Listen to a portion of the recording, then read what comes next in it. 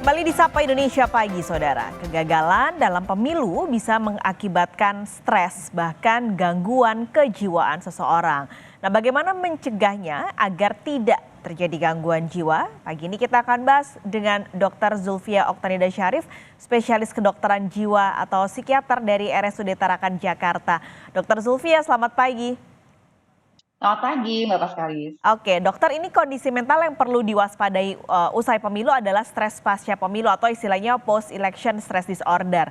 Ini bisa terjadi nggak hanya sebenarnya yang berkontestasi, tapi para pendukung juga mungkin bisa terpapar. Apakah kegagalan jadi satu-satunya penyebab, Dok?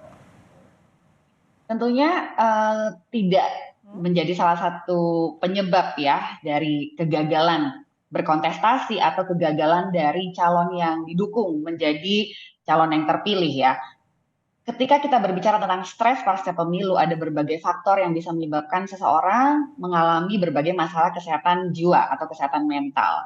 Kegagalan adalah salah satu sumber stres di mana seseorang harus melakukan manajemen dari ekspektasi apa yang dia harapkan dengan realita yang ada. Jadi bagaimana dia menyesuaikan diri terhadap realita yang harus dia cerna, harus dia terima, yang berbeda mungkin dari ekspektasi yang diharapkan sebelumnya. Nah, ketika seseorang itu sudah memiliki berbagai faktor yang ada pada dirinya, faktor biologis, faktor psikososial sebelumnya, dia bisa menjadi suatu gangguan kesehatan jiwa atau gangguan kesehatan mental. Jadi nggak hanya masalah atau stres saja, tapi bisa berkembang menjadi satu diagnosis gangguan jiwa. Tapi tentunya ada faktor lain selain kegagalan karena kalah berkontestasi atau kalah dalam dukungan paslon yang didukung, seperti itu. Oke, gejalanya seperti apa? Gejala dari masalah kesehatan jiwa ini sebetulnya bervariasi ya, tapi yang paling sering kita temui adalah masalah-masalah reaksi emosi. Jadi mulai dari reaksi kecemasan, muncul rasa tidak percaya, shock atau kemarahan, kekecewaan, kesedihan, dan ini bervariasi dari hal-hal yang kita sebut sebagai gangguan penyesuaian atau reaksi stres akut gitu ya. Dan ketika menjadi lebih berat, ini bisa muncul gejala-gejala misalnya gangguan depresi, di mana gangguan depresi ini ada rasa murung, pesimis, merasa tidak ada harapan, tidak berdaya, dan bahkan sampai muncul pikiran-pikiran untuk melukai diri atau mengakhiri hidup. Nah, ini yang versi Oke. lebih beratnya, seperti itu. Oke, ini kalau ngelihat gejalanya sebenarnya kan tipis ya, Dok. Bedanya sama kalau kita sehari-hari gitu. Kita memang kadang murung, moodnya nggak bagus gitu. Jadi self diagnosnya gimana, Dok? Sebelum akhirnya kita memastikan, oh kayaknya memang saya dalam tahap stres akut dan harus ada penanganan lebih lanjut. Ya, tentunya kita sebetulnya tidak menyarankan untuk self diagnosis ya, Oke. untuk mendiagnose diri sendiri. Tapi yang disarankan adalah self screening boleh ya. Jadi kita menjaring dulu nih, Hmm. apakah saya memiliki gejala-gejala masalah kesehatan jiwa. Nah, yang perlu dievaluasi adalah adanya perubahan. Perubahan pada pikiran, kemudian perasaan dan perilaku. Jadi ketika ada perubahan dalam pola pikir tertentu, misalnya saya jadi sering memikirkan satu hal terus-menerus tidak berhenti. Kemudian ada perubahan perasaan. Kok akhir-akhir ini saya jadi cenderung sedih terus-menerus, atau moodnya tidak enak terus-menerus, atau marah terus-menerus. Dan ada perubahan perilaku. Misalnya menarik diri dari lingkungan sosial, ada perubahan pola tidur, perubahan cara berbicara, cara bersosialisasi. Kalau ada ketiga perubahan tersebut, pikiran, perasaan, dan perilaku, dan ini berlangsung paling tidak dalam kurun waktu 2 minggu saja, Hmm. sepertinya pemirsa perlu mencoba untuk konsultasi ke layanan kesehatan profesional ya, ke psikiater atau ke psikolog untuk memeriksakan diri. Itu jadi tahap screeningnya seperti itu. Oke, ini berarti juga bisa dilakukan dari orang terdekat ya, Dok?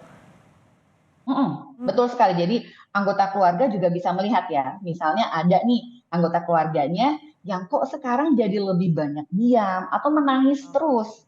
Kemudian tidak tidur atau jadi jarang mandi misalnya. Jadi ada perubahan intinya. Ada perubahan pada pola pikiran, perasaan, dan perilaku. Dan ini berlangsung cukup lama. Terus menerus sampai 2 minggu atau lebih. Nah, ini sudah perlu diajak untuk berkonsultasi Hmm. dengan profesional kesehatan mental. Oke, ini nantinya pengobatan dan terapinya apa saja, Dok? tentunya pengobatan akan disesuaikan dengan diagnosis dari gangguan jiwa yang ditemukan ya oleh psikiater atau psikolognya. Ketika misalnya seseorang mengalami gangguan jiwa, contohnya depresi atau gangguan psikotik akut misalnya ya, ada halusinasi, ada delusi. Nah, ini akan dilihat bagaimana level atau derajat keparahan dari gangguan tersebut. Karena ada gangguan jiwa yang cukup berat yang perlu dirawat inap. Jadi contohnya gangguan jiwa yang memang ada risiko untuk melukai diri sendiri atau risiko mencederai diri atau justru risiko melukai dan mencederai orang lain. Nah, ini akan diperlukan perawatan inap. Biasanya bisa dirawat di rumah sakit khusus ya yang bisa merawat untuk gangguan jiwa.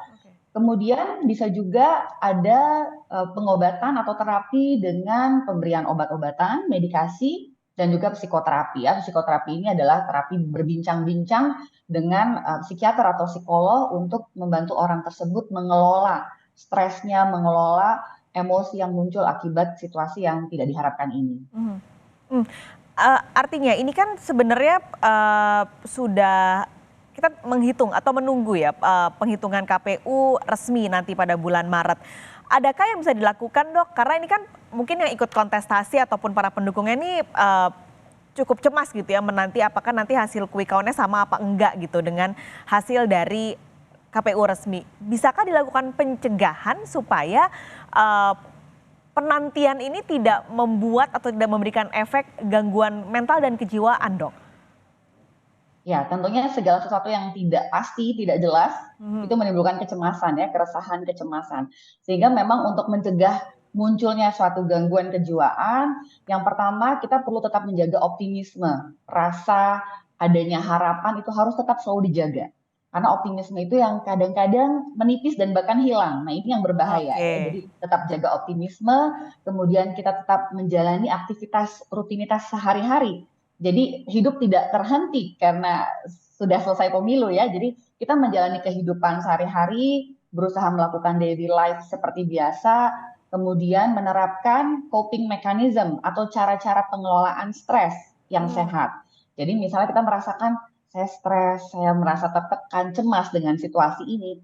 Kita kelola rasa cemas itu, rasa stres itu dengan cara-cara yang sehat. Berolahraga, bercerita dengan orang terdekat, melakukan hobi, menghabiskan waktu dengan orang-orang tersayang, dekati diri dengan orang-orang yang memberi energi positif, memberi motivasi. Nah, itu adalah cara-cara pengelolaan stres yang sehat. Dan tentunya kita jaga pola hidup sehat dan apabila dirasakan tadi ada perubahan ya pada pikiran, perasaan, perilaku yang kayaknya mengganggu kehidupan, itu jangan ragu untuk konsultasi dengan profesional karena kadang-kadang stigma juga rasanya ya, masa sih saya ke psikiater, ke psikolog ya, but it's okay. Justru kita mencegah agar tidak timbul kondisi yang lebih berat.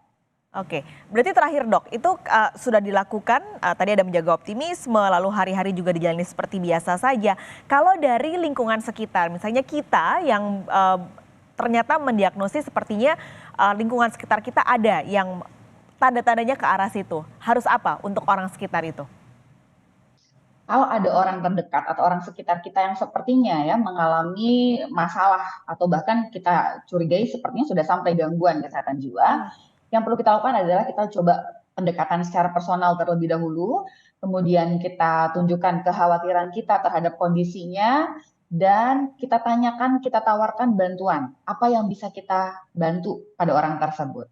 Ketika kita melihat bahwa orang tersebut mungkin menarik diri atau menolak bantuan, karena bisa jadi pikirannya sudah terganggu atau dia juga merasa dirinya itu baik-baik saja padahal kita melihat bahwa ada kondisi yang berisiko atau membahayakan, kita perlu berkoordinasi ya dengan keluarga atau mungkin aparat setempat misalnya kayak RT RW apabila memang perlu dirujuk gitu ke layanan kesehatan.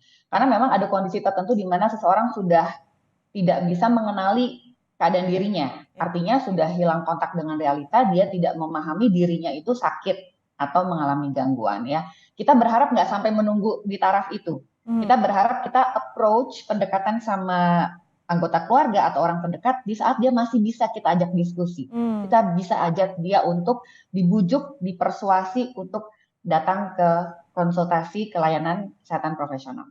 Oke, karena biasanya yang denial itu kan pasiennya ya dok ya. Jadi jangan sampai orang sekitarnya juga ikut-ikutan denial, tapi memang Denial. dibutuhkan bantuan dan sentuhan supaya ini bisa mencegah daripada nanti mengobati yang lebih parah.